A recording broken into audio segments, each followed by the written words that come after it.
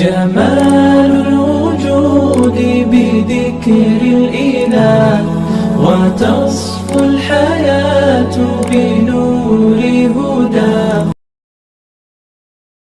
الحمد لله رب العالمين والصلاة والسلام على سيد الأنبياء والمرسلين وعلى آله وأصحابه أجمعين.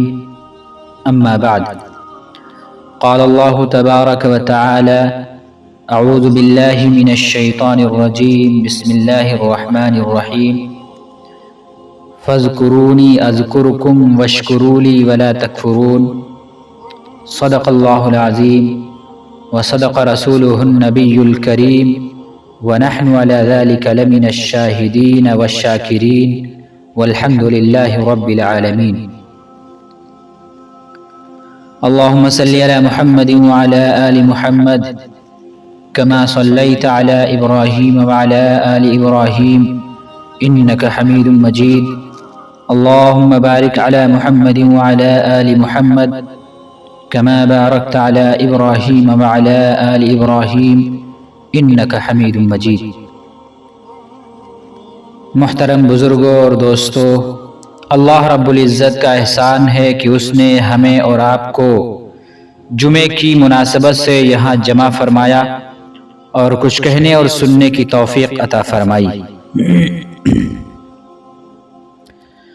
محترم بزرگوں اور دوستو، اللہ رب العزت کی بہت سی نعمتیں ہم پر ہیں. مادی اعتبار سے اللہ رب العزت کی جتنی نعمتیں آج ہیں اتنی نعمتیں اس سے پہلے کبھی نہیں تھی. آج کا عام انسان بھی پہلے وقت کے بادشاہوں سے کئی معاملات میں بہتر زندگی گزار رہا ہے. پہلے وقت کے بادشاہوں کے گھروں میں چراغ جلا کرتے تھے جن سے اجالا ہوا کرتا تھا، لیکن آج ایک عام انسان کے گھر میں، ایک غریب کے گھر میں بجلی کا بلب جلتا ہے، بجلی کی لائٹ جلتی ہے جس سے بھرپور روشنی ہوتی ہے. تو آج کی روشنی سے پہلے کے بادشاہ بھی محروم تھے. بادشاہوں کے خادم، بادشاہوں کے نوکر ان کو ہاتھ کے پنکھوں سے ہوا دیا کرتے تھے، جبکہ آج کے غریب آدمی کے گھر میں بجلی کا پنکھا موجود ہے، ایسیاں موجود ہیں اور وہ اس سے ٹھنڈک حاصل کر رہے ہیں جو پہلے بادشاہوں کو نصیب نہیں تھی. تو اللہ رب العزت نے ہمیں بہت سی نعمتیں عطا فرما رکھی ہیں جو اس سے پہلے کبھی نہیں پائی گئیں. جو ٹھنڈا پانی آج ایک عام آدمی کو حاصل ہے وہ پہلے کے بادشاہوں کو حاصل نہیں تھا. اسی پر قیاس کرتے جائیے، اسی پر اندازہ لگاتے جائیے کہ کتنی کتنی اور کیسی کیسی نعمتیں اللہ رب العزت نے ہمیں عطا فرما رکھی. آج اللہ رب العزت نے سفر اتنا آسان کر دیا. پہلے لوگ جانوروں سے سفر کیا کرتے تھے، گھوڑوں سے سفر کیا کرتے تھے، کئی کئی دن سفر میں بلکہ کئی کئی مہینے لگ جایا کرتے تھے، اور آج اتنا آسان سفر ہو گیا، اتنا آسان سفر ہو گیا کہ ابھی یہاں ہیں تو دوسرے وقت میں کہیں اور ہیں. تو اللہ رب العزت نے اپنے بندوں کی کمزوریوں کو دیکھتے ہوئے یہ نعمتیں عام کر دی ہیں کہ میرے بندو تم کمزور ہو، میری نعمتوں سے فائدہ اٹھاتے رہو. گویا مادی اعتبار سے نعمتوں کی جتنی بارش آج ہو رہی ہے، نعمتوں کی برسات ہو رہی ہے، اتنی نعمت اس سے پہلے کبھی نہیں تھی. لیکن اس کے باوجود اللہ کی جتنی ناشکری آج ہے اس سے پہلے کبھی ناشکری اتنی نہیں تھی. جس کی زبان سے سنو اس کی زبان پر ناشکری ہے، جس سے ملاقات ہو تو اس کی زبان پہ ناشکری ہی کے الفاظ ہوتے ہیں. ہر بندہ کہتا ہے کہ کاروبار اچھا نہیں چل رہا ہے، گھر میں مشکلات ہیں، یہ پریشانی وہ پریشانی. ہزاروں میں کوئی ایک بندہ ملے گا جو یہ کہتا ہوگا کہ اللہ تبارک و تعالی کا شکر ہے اور اس کی زبان پر اللہ کا شکر ہوگا. عطا ابن ابی رباح رحمت اللہ علیہ، اللہ کے ایک نیک بزرگ گزرے ہیں، وہ فرمایا کرتے تھے کہ ایک مرتبہ اللہ رب العزت نے میرے دل میں یہ بات القا فرمائی کہ اے عطا ان لوگوں سے کہہ دو جن کو تھوڑی تنگی پہنچتی ہے، ان کے رزق میں تنگی آ جاتی ہے، وہ تھوڑا سا پریشان ہو جاتے ہیں تو فوراً محفل میں بیٹھ کر لوگوں سے میری شکایت کرتے ہیں، لوگوں میں شکوے گلے کرتے ہیں، جبکہ ان کے نام اعمال گناہوں سے بھرے ہیں، ان کے نام اعمال گناہوں سے بھرے پڑے ہیں، اور وہ میرے پاس آتے ہیں مگر میں فرشتوں کی محفل میں ان کا تذکرہ نہیں کرتا ہوں، فرشتوں کی محفل میں اس کی شکایت نہیں کرتا۔ تو آج انسان ناشکرا بن گیا ہے۔ اللہ رب العزت نے اتنی نعمتیں ہمیں عطا فرما رکھی ہیں، لیکن انسان کی مجال ہے کہ وہ اللہ کا شکر ادا کر دے۔ اللہ کے احسانات کو مت بھلاؤ، اللہ کے احسانات کو یاد کرو، اللہ کی نعمتوں کو یاد کرو اور اللہ کے شکر گزار بندے بن جاؤ۔ حضرت شاہ ولی اللہ محدث دہلوی رحمۃ اللہ علیہ فرماتے ہیں کہ ہمارے پاس اللہ رب العزت کی جو سب سے بڑی نعمت ہے وہ یہ ہے کہ اس نے ہمیں انسان بنایا ہے۔ اگر وہ چاہتا تو گدھا بنا سکتا تھا، اگر وہ چاہتا تو جانور بنا دیتا، کسی کا زور چلتا، کسی کا بس چلتا؟ نہیں، وہ تو احکم الحاکمین ہے، اسی کی حکومت چلتی ہے، اسی کا بس چلتا ہے، اسی کی طاقت چلتی ہے، اسی کی قدرت چلتی ہے۔ تو پروردگار عالم کا کتنا بڑا احسان ہے، کرم ہے کہ اس نے ہمیں بن مانگے انسان بنا دیا، انسانیت سے ہمیں نوازا۔ اس پر اللہ کا جتنا شکر ادا کریں وہ کم ہے۔ اللہ رب العزت نے ہمیں اشرف المخلوقات بنایا، اشرف المخلوقات بنا کر صحیح سالم اعضاء ہمیں عطا فرمائے۔ اگر وہ انسان تو بنا دیتا لیکن عقل نہ بناتا، انسان بنا دیتا لیکن عقل عطا نہیں فرماتا تو پاگلوں کی طرح پھرتے، اور پاگلوں کی کوئی حیثیت ہوتی ہے؟ پاگلوں کو کوئی زندگی ہوتی ہے؟ پاگل کی کوئی زندگی نہیں ہوتی۔ اگر اللہ تبارک و تعالی انسان تو بنا دیتا لیکن آنکھوں کی روشنی چھین لیتا تو راستوں میں اور گلیوں میں ٹھوکریں کھاتے پھرتے۔ اگر اللہ تبارک و تعالی انسان تو بنا دیتا لیکن سننے کی صلاحیت کو سلب کر لیتا، سننے کی صلاحیت کو ختم کر دیتا، تو ہم اشاروں سے باتیں سمجھتے تو کتنی مشکل زندگی ہو جاتی۔ اگر اللہ تبارک و تعالی انسان تو بناتا لیکن ہاتھ ایسے کر دیتا، ہاتھ میں طاقت نہ ہوتی، ہاتھ اس قابل نہ ہوتے جن سے ہم کام کر سکیں تو کتنی مشکل زندگی ہو جاتی۔ اللہ رب العزت انسان تو بناتا لیکن پیر نہ بناتا تو ہم پیروں سے کیسے چلتے؟ تو یہ کتنی بڑی بڑی نعمتیں اللہ رب العزت نے ہمیں عطا فرما رکھی ہیں، اس کے باوجود ہم اللہ کا شکر ادا نہیں کرتے۔ اور یہ ایسی نعمتیں ہیں، ایسی نعمتیں ہیں کہ اگر آپ کو کوئی کروڑہا کروڑ اربہا ارب کوئی روپیہ دے دے تب بھی آپ ان کو یہ نعمتیں دینے کے لیے تیار نہیں ہوں گے۔ کیوں؟ کیونکہ اللہ رب العزت کی یہ ایسی نعمتیں ہیں جن کو دولت سے خریدا نہیں جا سکتا، مال و متاع سے خریدا نہیں جا سکتا ہے۔ میرے دوستو، اللہ رب العزت کا جو سب سے بڑا ایک اور انعام ہے وہ یہ ہے کہ اس نے ہمیں ایمان کی دولت سے مالا مال فرمایا ہے، ایمان سے نوازا ہے، مسلمان کے گھر میں پیدا فرمایا، جس کی وجہ سے آج ہم مسلمان ہیں۔ یہ کتنی بڑی نعمت ہے۔ اگر خدا نہ خواستہ اللہ تعالیٰ ہمیں مسلمان کے گھر میں نہ پیدا فرماتا، نہ جانے کیسا ہم کو ماحول ملتا، ہم کہاں جاتے؟ تو یہ کتنا بڑا احسان ہے کہ اللہ نے مسلمان کے گھر میں پیدا فرما دیا۔ چاہے کتنا ہی کوئی گیا گزرا ایمان والا ہو، مسلمان ہو، لیکن اس کے دل میں تو ایمان کی روشنی ہے، ایمان کی چنگاری ہے۔ اور اس سے بڑھ کر یہ نعمت عطا فرمائی کہ اللہ رب العزت نے ہمیں اپنے محبوب صلی اللہ علیہ وسلم کی امت میں پیدا فرمایا، نبی اکرم صلی اللہ علیہ وسلم کا ہمیں امتی بنایا۔ اور یہ وہ فضیلت ہے، یہ وہ نعمت ہے جسے حاصل کرنے کے لیے پہلے وقت کے انبیاء علیہم السلام نے بھی تمنائیں کی تھی، خواہش کی تھی کہ اللہ مجھے نبی اکرم صلی اللہ علیہ وسلم کی امت میں پیدا فرماتے۔ اللہ تبارک و تعالیٰ نے حضرت عیسیٰ علیہ السلام کی دعا قبول فرمائی اور قرب قیامت وہ دنیا میں تشریف لائیں گے اور اس امت میں آ کر اپنی زندگی گزاریں گے۔ محترم دوستو، نبی صلی اللہ علیہ وسلم نے فرمایا کہ جنتیوں کے 3 حصے بنائے جائیں گے، ان میں سے 2 حصے میری امت کے ہوں گے اور 1 حصہ باقی تمام انبیاء کرام علیہ السلام کی امتوں کا ہوگا۔ नबी सल्लल्लाहु अलैहि वसल्लम ने इरशाद फरमाया कि अल्लाह रब्बुल इज्जत ने हर नबी को एक एक दुआ मांगने का इख्तियार दिया, जिससे मिनअन कबूल कर लिया गया है। चुनांचे सब अंबिया अलैहिमुस्सलातु वस्सलाम ने दुआएं मांगी और अल्लाह रब्बुल इज्जत ने उनकी दुआओं को कबूल फरमा लिया। सहाबा किराम ने पूछा, या रसूल अल्लाह, अल्लाह के महबूब सल्लल्लाहु अलैहि वसल्लम, क्या आपने भी वो दुआ मांग ली जिसको तमाम अंबिया अलैहिमुस्सलातु वस्सलाम को इख्तियार दिया गया था, जिसके बारे में और आपको भी दिया गया था? तो नबी अकरम सल्लल्लाहु अलैहि वसल्लम ने इरशाद फरमाया, नहीं, मैंने वो दुआ नहीं मांगी, मैंने उस दुआ को आखिरत के लिए जखीरा बना लिया है और मैं वो दुआ कयामत के दिन मांगूंगा और मैं उस वक्त तक मांगता रहूंगा जब तक कि कोई आखिरी उम्मती जन्नत में ना चला जाए, मैं जन्नत में नहीं जाऊंगा और ये दुआ मांगता रहूंगा। तो गौर कीजिए कि अल्लाह रब्बुल इज्जत का कितना बड़ा करम है, कितना बड़ा एहसान है कि उसने हमें रहमतुल लिल आलमीन सल्लल्लाहु अलैहि वसल्लम की उम्मत में पैदा फरमाया है। अच्छा, आप मुझे बताएं कि क्या कोई बारिश के कतरों को गिन सकता है?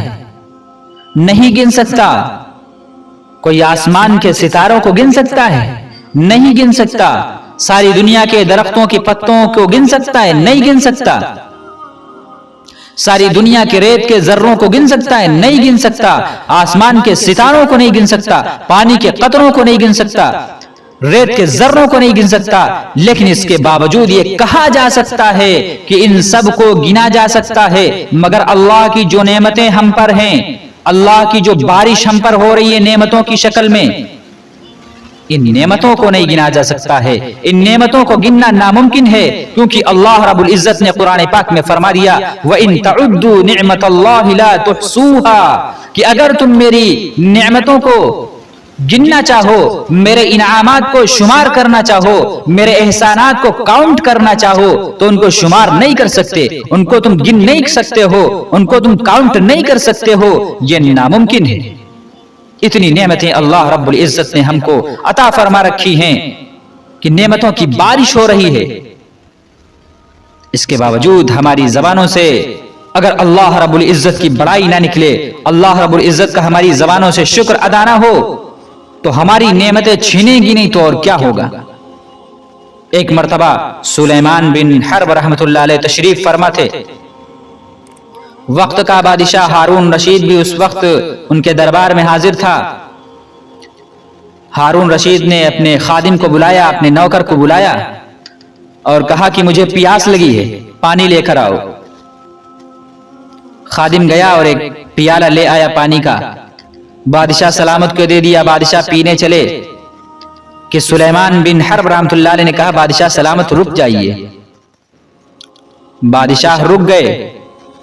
सुलेमान बिन हर्ब रहमतुल्लाह अलैह ने फरमाया कि ये जो तुम्हारे हाथ में पियाला है और तुम्हें प्यास लगी है, ये बताइए कि अगर ऐसा वक्त हो कि इसी तरह आपको प्यास लगी हो जोरों की और पानी का पियाला भी एक ही हो, पूरी दुनिया में कहीं पानी ना हो, सिर्फ एक ही पियाला हो और आपको प्यास भी इसी तरीके की शिद्दत से लगी हो, तो आप इस पानी को कितने रुपयों में खरीदेंगे, कितनी दौलत में खरीदेंगे? हारून रशीद ने कहा कि मैं अपनी आधी सल्तनत दे दूंगा, इसके बदले में आधी सल्तनत देकर मैं इस पानी को खरीद लूंगा और पी लूंगा। सुलेमान बिन हर्ब रहमतुल्लाह अलैह ने फरमाया कि अच्छा ठीक है, तो ये बताओ कि अगर तुम वो पानी पी लो और वो पानी तुम्हारी पेट के अंदर चला भी जाए,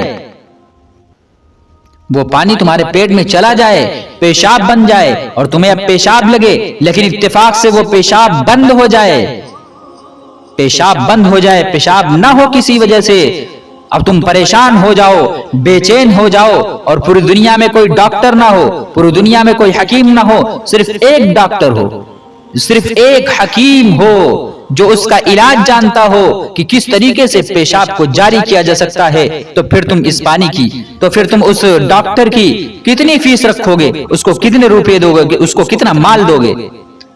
तो बादशाह हारून रशीद सोचने लगा और उसने कहा कि मैं उसके बदले में अपनी बकिया आधी सल्तनत भी दे दूंगा, जो मेरे पास सल्तनत बची है आधी, वो भी मैं उसको दे दूंगा। تو سلیمان بن حرب رحمۃ اللہ علیہ نے فرمایا کہ سنو اور غور سے سننا کہ تمہاری پوری سلطنت ایک پانی پیالہ اور پیشاب بن کر بہہ جانے کے برابر ہے. کہ تمہاری پوری سلطنت ایک پیالہ پانی پی کر پیشاب بن کر بہہ جانے کے برابر ہے. اللہ اکبر کبیرہ. یہ دنیا کی حیثیت ہے. ہم اللہ کا شکر ادا نہیں کر سکتے ہیں. اگر ہم اللہ کی نعمتوں پر غور کریں تو پھر دل سے یہ آواز نکلے گی کہ ہمیں اپنے رب کا بہت زیادہ شکر ادا کرنا چاہیے. ہم تو اس کی بڑی نعمتیں کھا رہے ہیں, ہم پر اس کے بڑے احسانات ہیں, ہم پر اس کی بڑی نعمتیں ہیں, ہم تو واقعی ان کا شکر ادا نہیں کر سکتے. ہمیں چاہیے کہ ہم ہر وقت اللہ رب العزت کا شکر ادا کرتے رہیں.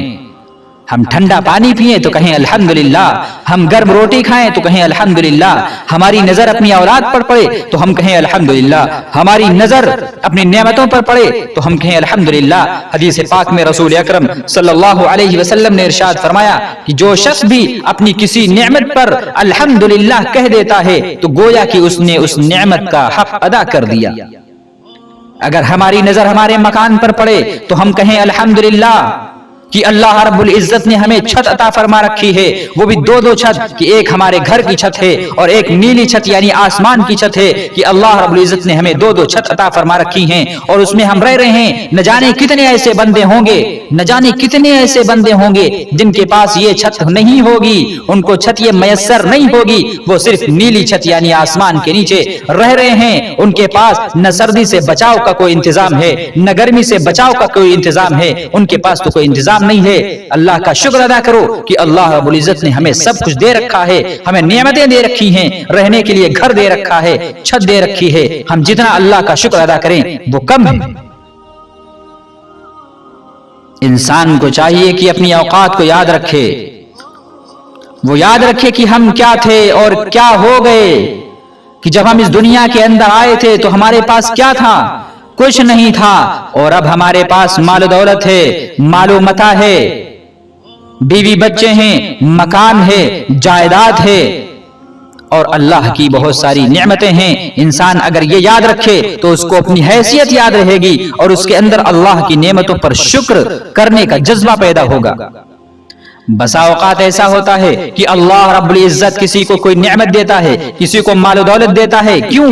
وہ اس لیے دیتا ہے کہ تاکہ تم دوسروں پر خرچ کرو, جو محتاج ہیں ان پر خرچ کرو, غریبوں پر خرچ کرو, مستحقین تک وہ مال پہنچاؤ, وہ روپیہ پیسہ پہنچاؤ. جب بندہ ناشکری کرتا ہے اور اب اس مال کو غریبوں تک نہیں پہنچاتا, اس مال کو مستحقین تک نہیں پہنچاتا, اس مال کو محتاجوں تک نہیں پہنچاتا, تو اللہ رب العزت اس مال کو چھین کر دوسرے کو دے دیتے ہیں, یعنی اس کی نعمتیں گھٹنے لگتی ہیں. پھر یہ بندہ کہتا ہے کہ ہمارا کاروبار ٹھپ ہو گیا, ہمارا کاروبار بیٹھ گیا, اس میں برکت نہیں ہے. دعا کر دیجئے کہ ہمارا کاروبار پھر سے ترقی پہ آ جائے, ہمارا کاروبار پھر سے چلنے لگے. تو یہی وجہ ہوتی ہے کہ اللہ رب العزت نے جو نعمت دے رکھی ہے اس کا ہم صحیح استعمال نہیں کرتے ہیں. ہم غریبوں کا اس میں خیال نہیں رکھتے ہیں, ہم محتاجوں کا اس میں خیال نہیں رکھتے ہیں. جو اللہ رب العزت ہمیں نعمت دے تو ہمیں چاہیے کہ محتاجوں کا خیال کریں, غریبوں کا خیال کریں, مسکینوں کا خیال رکھیں. ان کے مستحقین کے پاس وہ مال اور دولت, پیسہ خیرات کی شکل میں اور زکات کی شکل میں محتاجوں کو پہنچائیں. اس سے اللہ تبارک و تعالی تمہارے مال میں, تمہارے کاروبار میں ترقی عطا فرمائے گا. تو اللہ رب العزت نے جو ہمیں نعمتیں عطا فرما رکھی ہیں ان نعمتوں پر ہم اللہ رب العزت کا شکر ادا کریں. لسانی شکر بھی ادا کریں اور جسمانی شکر بھی ادا کریں. لسانی شکر یہ ہے کہ اللہ کی تعریف کریں, اللہ کی بڑائی بیان کریں اور الحمدللہ کہیں. جب نعمت کو دیکھیں الحمدللہ, زبان پہ الحمدللہ ہونا چاہیے کہ تمام تعریفیں اللہ کے لیے ہیں. ہم اللہ کا دیا ہوا کھاتے ہیں, ہم اللہ کا دیا ہوا پیتے ہیں, تو ہمیں چاہیے کہ ہم جسمانی شکر بھی اللہ کا ادا کریں, ہم اللہ کی عبادت کریں, لسانی بھی عبادت کریں کہ زبان سے تعریف ہو, اور جسمانی بھی عبادت کریں کہ ہم اللہ کی عبادت کریں, نماز پڑھیں, تلاوت کریں, تو اللہ رب العزت سے دعا ہے کہ اللہ رب العزت ہمیں ان باتوں پر عمل کرنے کی توفیق عطا فرمائے، اور جو نعمتیں ہمارے پاس ہیں ان کی قدردانی کی توفیق عطا فرمائے، اور محرومیوں سے ہم سب کی حفاظت فرمائے۔ جن لوگوں نے سنتیں ادا کی ہوں وہ سنتیں پڑھ لیں۔ وآخر دعوانا ان الحمد للہ رب العالمین۔